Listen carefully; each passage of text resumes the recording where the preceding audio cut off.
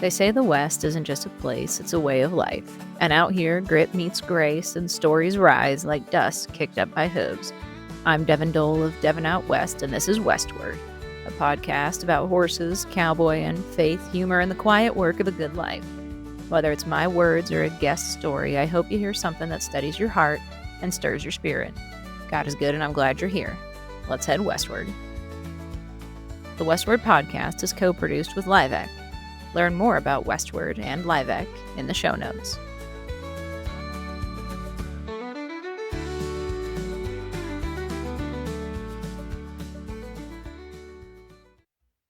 Welcome back to another episode of Trailer Talks. These are mini episodes of the Westward podcast. I'm Devin Dole, here to talk with you at the trailer about horsemanship, tips for new horse owners, things I've learned from the saddle, things I've learned from way better horsemen than I, things I've learned from top trainers, and everything in between. So thanks for being here today. Let's get into it. These are pretty quick episodes, so let's get to the meat of the issue. I just wanted to touch on that word horsemanship today and what that means and how it doesn't just apply when you're in the saddle. And again, I'm not a horse trainer. I'm not a medical professional. These are my opinions from being in the horse industry my entire life and growing up in it. And, I've talked about my dad was a professional team roper and I grew up on the rodeo circuit and on and on and on. You can go back and listen to kind of my first episode if you want to know a little bit more about my journey with horses, but I've been very blessed to be around them my entire life. I've never not owned horses. There has not been a day in my life that they have not been woven into the very fabric of my being. So when it comes to horsemanship, I have learned, again, from trainers much better than myself, horsemen much better than myself, that horsemanship does not start and end when you put a foot in the stirrup and when you step off at the end of the ride. It is in every way you interact with your horse, because every time you interact with your horse, you are teaching him something. You're training. You are teaching how he should behave around you. You're teaching him manners. You're showing him if he can trust you or not. You're teaching him if you're a person that he can listen to. You're training him to follow your lead if you're a strong leader. All of these things take place in the saddle and out of the saddle. Horsemanship isn't something that you should be practicing just when you're riding. It's something that should be kind of in the back of your mind every time you're interacting with your horse. Every time you walk into the barn, every time you walk into the tack room to get your gear, every time you're saddling, every time you're just hanging out with your horse.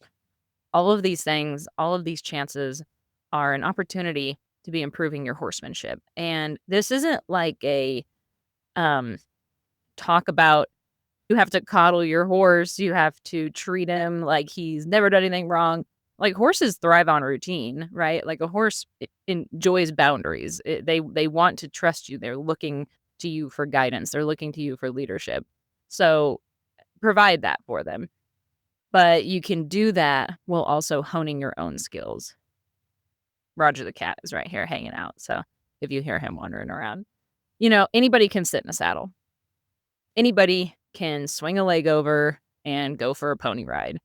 A horseman studies the horse. A horseman observes the horse. A horseman understands that the way they carry their attitude, their emotions, their frustrations, the weight of the day when they come to the barn impacts the horse. A horseman understands the way a horse thinks. A horseman understands that a horse is a prey animal, and a lot of the ways that we interact with them needs to revolve around that understanding. And a lot of the things that horses do is just innate behavior because of who they are and how they're hardwired. So horsemanship can be anywhere. You can be practicing horsemanship anywhere. I know there are a lot of folks who they don't own a horse. They lease, or they go to the barn and take lessons, or maybe they're not even there yet, but they have, like their friend has horses and they go over and brush their friend's horses. You can be really practicing horsemanship without ever stepping foot in the saddle. Of course, that's, a major piece of it, but just the way you carry yourself, the way you observe your horse, the way you get to know them as a unique individual, as a unique being, the way that you never stop learning so that you can be a better horseman, so that you can show up every day for your horse and with the mindset that the learning never stops. All of these things are horsemanship. And I've learned from my husband, he's an incredible hand. great cowboy, from the cowboys that are around us, like men and women, they're wonderful horsemen. They're fantastic people. I've learned just from watching them and how they operate, how to be a better horseman. And that can mean something as simple as doing the job right when nobody's looking or when you think nobody's looking. That can mean hanging your bridle up correctly, even though you're really tired and it's dark and you just got done riding and you just got back to the house or the barn and you want to go home. And oh my gosh, like the last thing I want to do is stand here and neatly loop these reins and hang it up. Doing it correctly, doing it the right way is an aspect of horsemanship, right? Taking the time to get off and close the gate and not being like, well, it should be fine. Taking the time to like put tack on correctly. And I know that sounds silly, right? You're like, Devin, why wouldn't you put tack on correctly? But the little things, pulling the lacing out or straightening up your tie rings or anything like that, just making sure it's put on neatly, put on correctly for your horse's comfort, but also just because you're taking pride in your work. This is all horsemanship. It's the little things that you do behind the scenes when nobody's watching that you don't want to do because you're really tired and you want to go home that make you a better horseman. It's the hanging your rope up correctly. It's the cleaning your tack room, which I'm not great at. I will be honest. Like that's an area I'm trying to work on is keeping my tack room clean and organized, keeping my pickup clean and organized. That sounds like that wouldn't really impact your horsemanship, but it does because you're taking the time to do things correctly when nobody's looking. The little things that seem like minute details, that's going to transfer over to the saddle. That means that you're going to take the time in the saddle to teach your horse with patience how to correctly do a turnaround, how to correctly pick up their leads. It's all woven together, and it absolutely does have an impact on your abilities and your time in the saddle. And again, I'm always just preaching at myself. I haven't always been good at these things. I'm still in the process of getting good at a lot of these things, but it was very much instilled in me like as a child from my dad. He taught my siblings and I, do it once, do it right, and then you can rest easy in that. And then of course, like I said, being around my husband, being around this community of people that we have, that friends and family are very much like that. And it's amazing how much those little things do transfer over to your abilities in the saddle and the way that you just carry yourself, the way you treat your horse, the way you treat others, the way you treat the tasks that you don't want to do will make you a better horseman. For instance, let's say like you just got done riding, you had a long training session and dinner's on the on the table and you want to get inside and you want to wrap this up fast, and so you just quickly brush your horse over, like run a brush over their back and throw them back in the pen. Well, one, kind of disrespectful to your horse to not take care of him after he's just taken care of you, right? And two, what are you missing in that time? If you're not picking their feet out afterward, are you missing that rock that's going to cause a stone bruise later? That's going to give you a lot of headache down the road.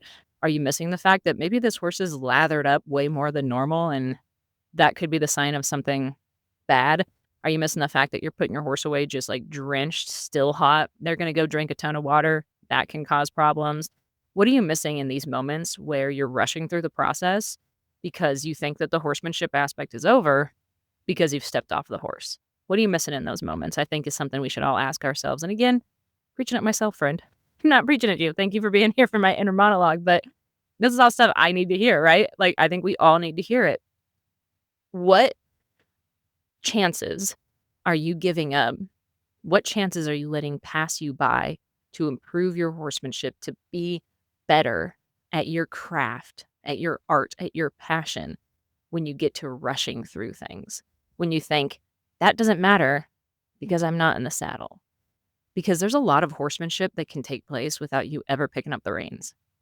And a lot of that is just taking the time to do things right, taking the time to observe your horse, taking the time to learn about the behavior of a horse, taking the time to do the menial tasks that aren't fun, but that matter because what that's doing, one, you're just doing things right. You're just doing things with fidelity. You're just doing right by your horse. Talked about that in the last Trailer Talks episode. But two, you are building a level of perseverance and a level of grit that's going to pay off when you're back in the saddle, and you're not going to give up when things get tough, when that horse challenges you, when you come off and you got to get back on. The little tasks behind the scene that nobody sees you doing, that are not glamorous, that you could post on Instagram, but nobody's going to care, are things that will make you a better horseman. And yes, time in the saddle is the biggest piece of the puzzle when it comes to improving your riding, your horsemanship, your abilities. Absolutely. There's no argument there. But when you can't ride, when you're laid up, when you don't have a horse yet, when you've already ridden for the day and you're going on with the rest of your business, you can still have opportunities to be improving, to keep showing up, to do things correctly. It's all going to transfer over, not just to your horsemanship, but I would argue to other aspects of your life. I know that when I take the time, when I'm tired and don't want to just do things right, it leaves me with a feeling of satisfaction that I carry on to the next task. And that could be folding the laundry or cleaning the kitchen. It could be sitting down and doing the thing that I've been putting off because I've already done something I didn't want to do. Let's continue, right? So just doing the tasks that nobody's going to clap for, putting in the time outside of the saddle to be better at every aspect that's going to impact your horse, impact you, impact your connection, will ultimately, I believe, these are all my opinions, make you a better horseman. Because again, anybody can spend time in this. Anybody can swing a leg over. Anybody can sit on a horse and walk around the arena. Anybody can do that. A horseman is doing a lot of things behind the scene that are that's making them better day by day, task by task, when nobody's watching. Because your horse really does not care about how much time you're in the saddle. If you're neglecting things outside the saddle, that will impact them, that will impact you, that will impact your relationship, that will impact you in your life if you're cutting corners elsewhere. So I just want to talk about how horsemanship can translate to things that you're doing when you're not riding, and how every time you make a conscious decision to show up, to improve, to be better, every time you make a conscious decision to learn, every time you make a conscious decision when you don't want to do something the right way. And by the right way, I just mean whatever that looks like to you. Every time you're making this conscious decision, I do feel like it's building the foundation that you will need when things start to fall apart in the saddle, outside the saddle, in life, in whatever season. Everything with horses to me translates over to other aspects of life. It really does. I've learned a lot from them. I've learned a lot from the horsemen I'm around. Learned a lot from the cowboys I'm around. And every lesson I've ever learned in some way translates to other aspects of my life. So the mindset that you're building, the habits that you're forming, the trust and connection and lessons that you are carving out inch by inch will pay off. They will make you a better horseman. They will improve your horsemanship. They'll improve your riding, and dare I say, improve other aspects of your life as well. So keep showing up, keep trying, keep doing the things that nobody sees. Keep doing the tasks that nobody claps for. Just know, horsemanship is a long game. It's about who you are when you pull that cinch tight, and it's about who you are when you take that halter off. And everything in between, before and after. That's what matters. So, thank you for joining me for another episode of Trailer Talks here, mini episode of the Westward Podcast. Check on your friends, check your cinch. God is good. I'm glad that you're here. Thanks for heading westward with me. Thanks for talking to the trailer with me. Thank you for riding along with me westward. I hope you enjoyed this episode. If so, please share with a friend or follow the podcast, as it sure helps me out.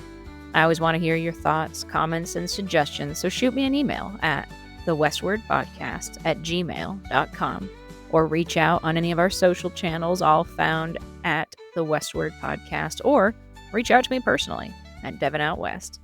I'm sure glad you're here, friend. Check your cinch and check on your friends.